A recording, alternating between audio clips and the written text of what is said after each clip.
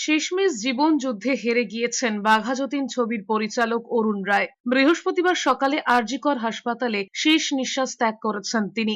গত 1 বছরেরও বেশি সময় ধরে কণ্ঠনালীর ক্যান্সারে ভুগছিলেন পরিচালক। পূর্বে চিকিৎসাও চলেছে তার। সম্প্রতি ফুসফুসের সংক্রমণের কারণে আরজিকর হাসপাতালে ভর্তি হয়েছিলেন। তবে শেষমেশ বৃহস্পতিবার সকালে মারা গিয়েছেন তিনি। বাঘাযতীনের শুটিং এর সময়ও বেশ অসুস্থ ছিলেন তিনি। যদিও সেই সময় সমস্ত প্রতিকূলতা জয় করে টানা শুটিং চালিয়ে যান অরুণ রায়। তবে সম্প্রতি আরো অবস্থার অবনতি হয় তার।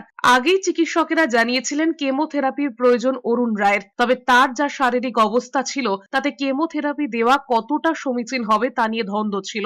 শেষ কদিন বাইপ্যাপ সাপোর্ট দিতে হয়েছিল তাকে। আরজিকরের জুনিয়র ডাক্তার কিঞ্জল নন্দ অভিনীত সিনেমা হীরালালের পরিচালকও ছিলেন অরুণ রায়। তার মৃত্যুতে শোক প্রকাশ করেছেন কিঞ্জল। ফেসবুকে লিখেছেন, হীরালাল ভালো থেকো। স্বাভাবিকভাবেই বাংলা সিনেমার এক খ্যাতনামা পরিচালককে হারিয়ে শোকস্তব্ধ কলাকুশলীরা।